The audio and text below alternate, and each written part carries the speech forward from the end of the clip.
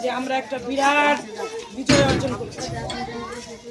আমরা দীর্ঘ 17 বছর পরে দেশে একটা সুন্দর ইলেকশন, আমরা প্রত্যেকে ভোট দিতে গেছি না, তো তাৎক্ষণিকভাবে আমরা এর জন্য আমাদের যেই রাষ্ট্রনায়ক তারেক রহমান, যিনি ভবিষ্যতে প্রধানমন্ত্রী হবেন, ওনার একটা আহ্বান ছিল যে কোনো বিজয় মিছিল করা যাবে না, কোনো আনন্দ করা যাবে না, যারা পরাজিত হয়েছেন তারা আমাদের জিম্মায় থাকবেন, তারা যেন ভালো থাকে। সেই আদর্শকে ধারণ করে আমরা কোনো বিজয় মিছিল করি। মসজিদে মসজিদে আজকে শুকরানা আদায় করে মোনাজাত নেওয়া হয়েছে। যেহেতু আমরা মেয়ে মানুষ, আমরা মসজিদে যাওয়ার অপশন নাই, এই জন্য আমরা তাৎক্ষণিক কোনো আয়োজন ছাড়াই, যে আমি তো জানি এটা আমার নিজের বাড়ি ঘর, আমার বোনেগো কইছে আমরা একটু দোয়া করবো, মোনাজাত নিব। যেহেতু ছেলেরা করছে, আমরাও তো মহিলারা পিছায় থাকতে পারি না, আমরা অনেক কাজ করছি না, আমাদের ভোটেই কিন্তু এই বিশাল বিজয়টা আসছে। আমার নাম আয়েশা আক্তার দিনা, আমি 7-8-9-এর 3বারের কাউন্সিলর এবং আমাদের দলীয় নেতাকর্মীদের স্বতঃস্ফূর্ত অংশগ্রহণে বিএনপি বিশাল বিজয় অর্জন করেছে। 300 আসনের মধ্যে 213টি আসন বিএনপি জয়লাভ করেছে। এটা আমাদের জন্য বিশাল একটা পাওয়া। এবং আমাদের প্রধানমন্ত্রী হতে যাচ্ছে তারেক রহমান সাহেব। দেখেন, জিয়া পরিবারের উপরে আল্লাহ পাকের কি রহমত। জিয়াউর রহমান সাহেব প্রথম নির্বাচন করছে, এই দেশে রাষ্ট্রপতি হয়েছে।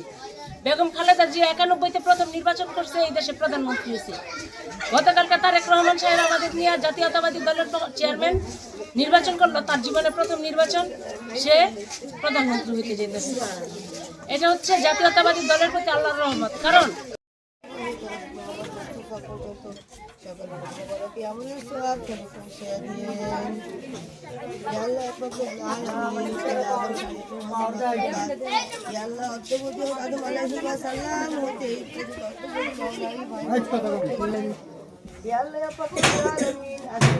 খুশির দিনে বলা আপনার শুকরিয়া আদায় করিয়া শেষ করতে পারবো না সকলে। আমাদের দেশে আল্লাহ খালেদা জিয়ার মোবারক আল্লাহ ইয়াকুবুল আলামিন করবেন। খালেদা জিয়ার মোবারক জিয়ার মোবারক আল্লাহ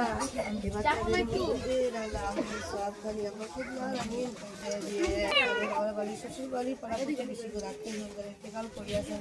সমস্ত মৃত্যুপুত্রীদের মোবারক আমলের সোহাবকারী পৌঁছে দিয়ে আল্লাহ আমাদের সকল ছোট নামাজ ইমান আল্লাহ দিনদার বানিয়ে দিয়ে সামনে 30 তারাবি 30 রোজা যেন সকলে করতে পারি সম্মিলিত ভাবে। আল্লাহ করে করে নামাজ কায়েম করা সকলকে রব্বুল আলামিন কবুল করে হাতে হাত রেখে রব্বুল আলামিন সে চলে মনে হচ্ছে সমস্ত ভুল ত্রুটি গুনাহ করে আল্লাহ মাফ করিয়া দিয়েন। ربنا تقبل منا انك انت السميع العليم وتب علينا انك انت التواب الرحيم. لا تجعل لا اله الا الله محمد رسول الله.